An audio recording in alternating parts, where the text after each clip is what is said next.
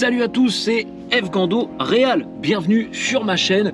On parle de voyage, on parle de moto, etc. Et du coup, aujourd'hui, je vais vous parler d'un petit produit que j'ai eu envie d'essayer, à savoir le CarPuRide W502. Donc qu'est-ce que c'est? Il s'agit tout simplement d'un écran qui va être connecté en fait avec Android Auto. Donc pour ceux qui ne savent pas ce que c'est que Android Auto, ça permet de dupliquer les applications nécessaires à la conduite sur un écran externe. Pour être tout à fait franc avec vous, ce produit m'a été envoyé directement par CarPuRide puisque je cherchais en fait à acheter un écran comme ça depuis très longtemps et j'ai regardé sur AliExpress, j'ai regardé sur pas mal de trucs, etc. Mais j'avais pas envie de recevoir un écran qui soit terne, qui soit pas terrible, qui machin et tout. Là, c'est vraiment une réussite ce truc là.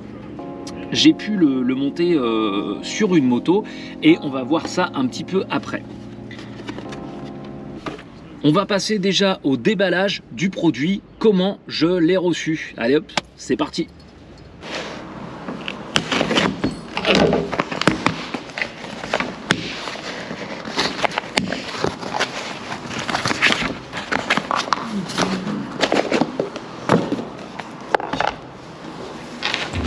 Bon, déjà du coup on va avoir une belle petite boîte CarPuRide, d'accord. Donc on voit l'écran, les différentes fonctions. Donc moi j'ai pris un écran en fait avec une protection du coup waterproof, donc résistante à l'eau.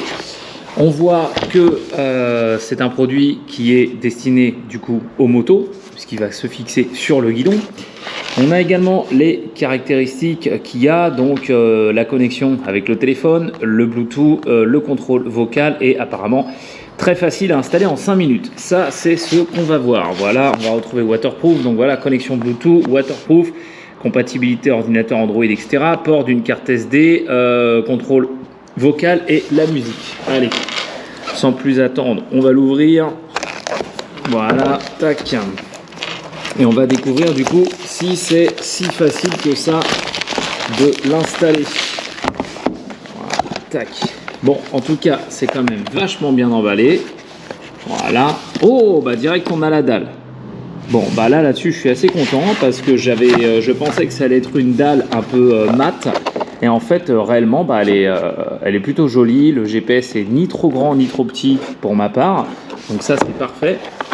Il y a un seul truc que je crains, voilà, c'est ça en gros. C'est comment on va le fixer et le démonter à chaque fois. C'est-à-dire que ça, en gros, ça va être un truc qui va être destiné quand même à rester sur la moto. Ça, c'est un peu dommage. Il va falloir le débrancher à chaque fois. Il n'y a pas un contact qui fait que ça reste en permanence sur la moto. Non, la connexion se fait bel et bien là.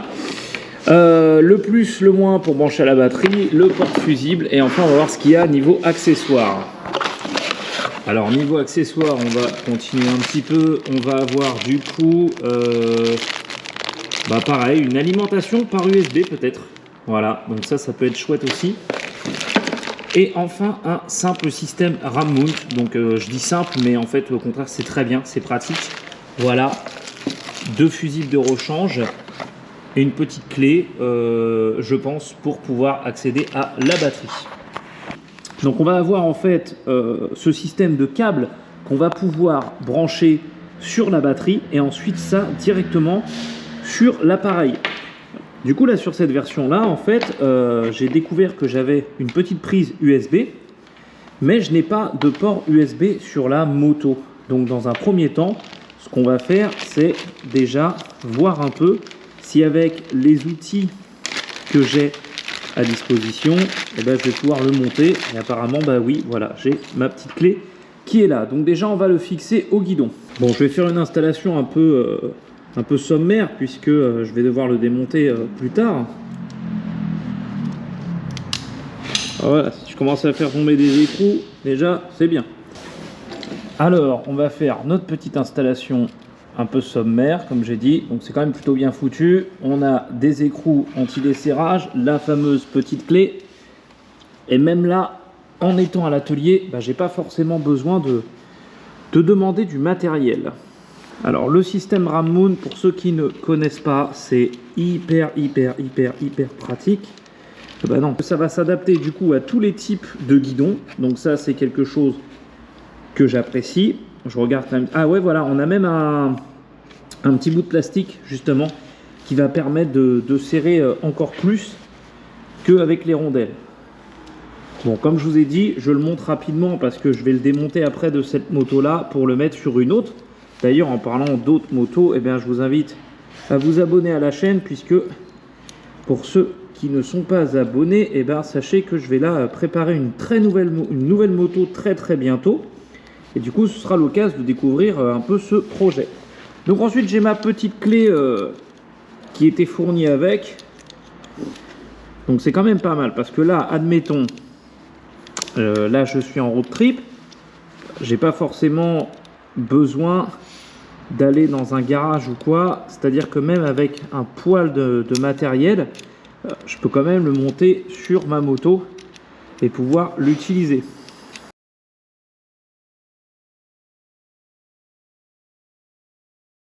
Donc alors là, problème sur cette moto, j'ai pas du tout de port USB.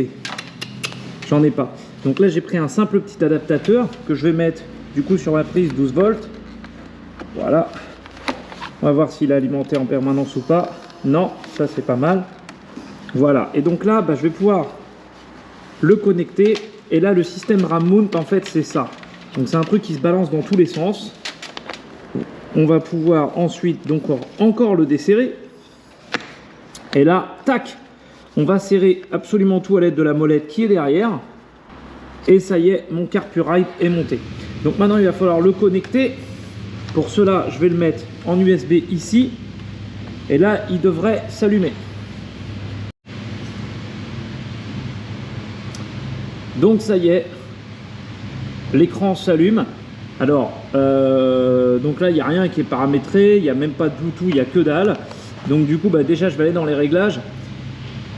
Alors ce qui est bien, c'est qu'on va avoir toutes les langues. Là, il est en français, ok. Je vais retourner dans les réglages. On va pouvoir régler le rétroéclairage, les paramètres d'usine, version d'usine, machin, etc. Alors je vois pas forcément du coup comment régler l'heure et tout. Il y a un equalizer également, Bluetooth transmission. Bluetooth, ça c'est pour la musique. Android Auto, carte, machin. Il n'y a pas d'autres onglets en haut, en bas. D'accord, bon. Maintenant, la deuxième étape, ça va être très certainement de le connecter avec le téléphone. Donc Android Auto, voilà. Là, il va me demander du coup de l'appareiller avec mon téléphone. Voilà. Donc là, on va l'associer directement. Voilà. Déjà, là, il a trouvé mon téléphone. Donc ça, c'est une bonne chose. Et normalement, voilà. Là, on est arrivé sur Android Auto. Ok. Donc là, c'est bon. Ok. Donc on continue absolument tout. Apparemment, sur l'écran, et là ça y est, là apparemment c'est cool, et ça y est, j'ai tout. Donc là c'est génial, je vais aller voir dans les applications ce que j'ai. Putain, c'est génial, il m'a tout mis. J'ai même Waze, j'ai WhatsApp, j'ai Osmand qui est pareil, hein, c'est là où je fais mes cartes, etc. Et du coup, parfait. Du coup voilà, là ça y est, j'ai tout, ça y est, il m'a affiché l'heure, etc. J'ai l'accès à la radio, à mes musiques et tout. Et écoute, je pense qu'on va aller essayer ça direct, c'est parti. Bon alors après, faut pas oublier du coup qu'on est en moto, donc l'utilisation des gants. On va voir si l'écran, lui, est tactile. Là en fait, on est du coup sur le... On est sur, voilà, je vais m'amuser à faire un truc. Ah, c'est bien, on peut désactiver. Ok, écoute, ça marche. Affichage désactivé. Voilà, en gros, si j'ai pas envie de m'embêter, boum, je peux l'enlever. Ça, c'est bien. J'ai un mode jour, un mode nuit. Ok. Voilà, CarPlay, réglage, machin. Là, en gros, ça va être vraiment l'écran d'accueil. On peut mettre des films également sur une carte SD. Et là, je vais aller dans Android Auto. Ok, mon téléphone est dans ma poche, ça c'est vraiment ce que je voulais. Qu'est-ce que je vais avoir dans Android Auto? Voilà, j'ai un peu toutes mes applications, etc. La musique, voilà, j'ai vraiment tout. On va aller du coup sur Waze par exemple, parce que c'est ce qui m'intéresse surtout, moi, c'est la navigation. Bon alors, comme j'ai dit, j'ai fait une installation un peu à l'arrache, c'est juste pour la vidéo. Ok. Je sais pas, allez, on va aller au Burger King, histoire de voir un peu ce que ça donne. Ok, ça coupe, c'est normal. Voilà. Bon, franchement parlant, moi c'est ce qu'il me fallait. Parce que à chaque fois, galérer à mettre des téléphones, des machins, des trucs, c'est toujours embêtant. Alors là, par exemple, il ne marque pas prêt. Je pense que c'est parce qu'il vient juste de démarrer. Ça y est, c'est bon. Il se connecte. Tac. Android Auto. Franchement, c'est assez intuitif. Hein. Allez, go. Bah ouais, reprendre. Voilà, c'est bien. Il s'est rappelé où j'allais. Allez, on est parti pour le Burger King.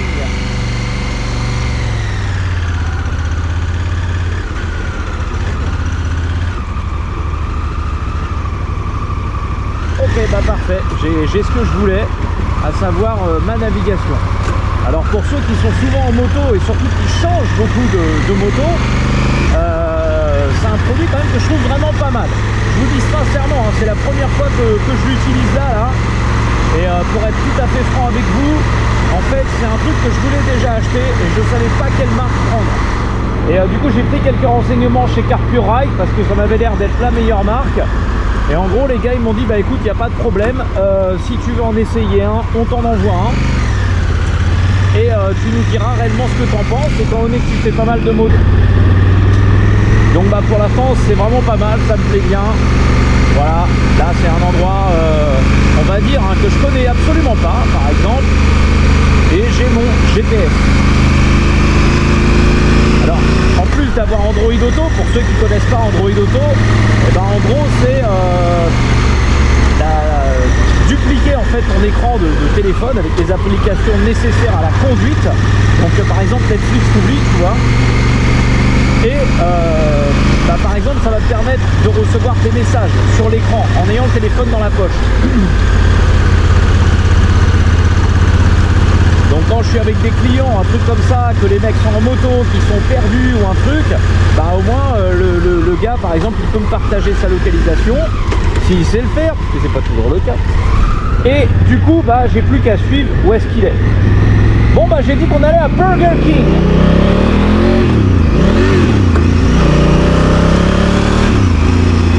Donc voilà, hein, ça s'affiche bien, franchement on a une bonne luminosité quand même sur cet écran. Alors moi j'ai pris le plus petit modèle hein, chez eux.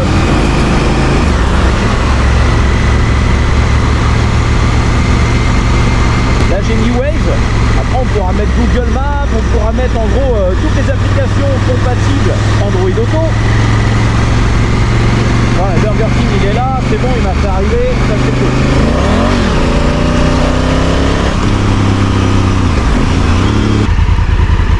Voilà, on va pouvoir retrouver du coup la plupart des applications, etc.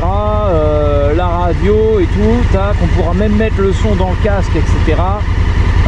J'ai accès également à WhatsApp, là par exemple on voit que j'ai une notification. La météo, ah bah génial, génial, génial, génial. Ah bah voilà, je peux même poser des questions apparemment. Quel temps fait-il aujourd'hui ?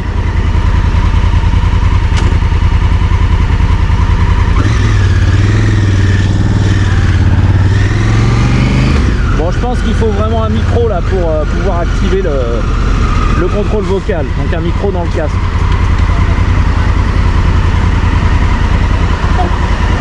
Google Maps, est-ce que ça marche bien, tu vois, si je pince? Ouais. Ouais, bon, c'est pas... Alors, en pinçant, c'est pas hyper précis. Voyons si je fais comme ça. Non, alors on peut pas pincer, apparemment, sur Google Maps. Voilà, par contre, on peut dézoomer. Ok, recentrer. Voilà.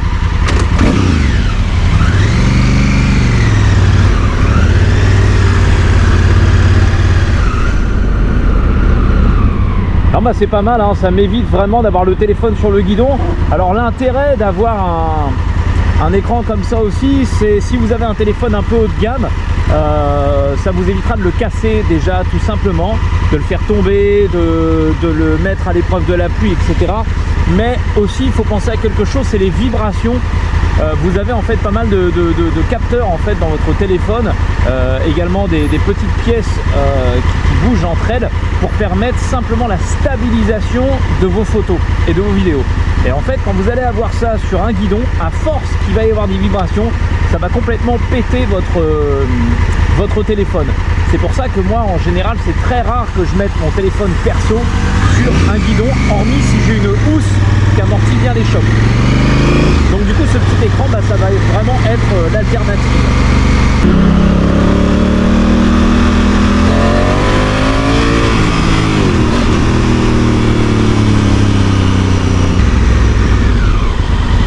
Donc là j'ai le soleil dans le dos en fait, et je voulais vérifier un truc, c'était les reflets. Bah, franchement ça va, hein, ça reste assez correct. Faut pas oublier que là j'ai une protection d'écran que j'ai mis dessus, mais sinon bah, franchement niveau écran il a une bonne luminosité. Donc pour ceux qui ne connaissent pas, la luminosité aujourd'hui sur les écrans c'est très important, on l'évalue en nits. Et bah, à titre d'exemple, les meilleurs téléphones qui ont une luminosité, ça va être les Samsung actuellement. Et puis par exemple sur des commandes de drone, également on va chercher à avoir des grosses luminosités, justement dans le cas où on aurait le soleil qui taperait sur l'écran, ce qui peut être assez gênant dans tout ce qui est outils de navigation, etc. Donc navigation drone, navigation sur une moto, ça c'est un critère que j'évalue. Alors pour vous parler un petit peu du coup de cet écran, et bien moi c'est vrai que je regardais pour en acheter un, mais il y avait beaucoup d'écrans chinois, etc. et je savais pas vraiment ce que ça valait en termes de marque et tout. Donc du coup c'est pour ça que je me suis retourné chez un des, pour ma part je pense le plus haut de gamme, Carpuride, parce que je voulais pas commander un écran pas cher et me retrouver avec un truc avec des reflets, avec très peu de luminosité ou avec des gros temps de latence. Donc là on voit vraiment que Carpuride, ils ont fait un truc assez sympa, vraiment dans l'air du temps on va dire, bel écran, une gestion du produit qui est assez rapide, un processeur qui marche bien. Et pour ma part, bah, c'est vraiment un produit qui me plaît. Et je pense d'ailleurs m'en prendre un pour la bagnole. Donc voilà le Carpuride W502. Donc en fait Carpuride, ils ont aussi d'autres modèles de la gamme. Celui-ci est proposé au tarif de 239 €. Alors il est un petit peu plus cher que d'autres avec des écrans plus grands. C'est tout simplement parce qu'il est waterproof. Cependant vous pourrez trouver d'autres modèles de leur gamme en fait sur leur site Carpuride. Je vous mets le lien en description. Et enfin, je vous fais bénéficier également d'un petit code promo de 15% en fait, donc c'est pas négligeable sur une commande pareille. Donc n'hésitez pas à commander via le lien affilié qui se trouve en bas dans la description YouTube. En tout cas, je vous remercie vraiment beaucoup de suivre la chaîne. N'hésitez surtout pas à vous abonner si c'est pas encore fait. Et puis on se dit à très bientôt. Salut à tous!